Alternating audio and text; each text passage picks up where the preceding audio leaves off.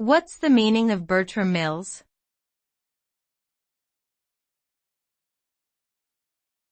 Bertram Mills.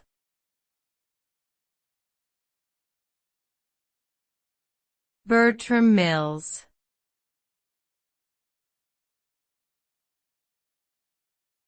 Bertram Mills.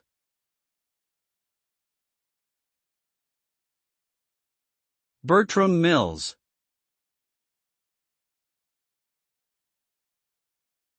Bertram Mills was a British circus tycoon who established the Bertram Mills Circus in the early 20th century. The circus was known for its extravagant performances featuring a wide array of animals, including elephants, tigers, and zebras. It became one of the most popular circus shows in Europe and was renowned for its high production values, elaborate costumes, and talented performers. Today, the legacy of Bertram Mills lives on as a symbol of the golden age of the circus, with his name often evoking feelings of nostalgia and wonder for those who grew up watching his shows or hearing stories about them.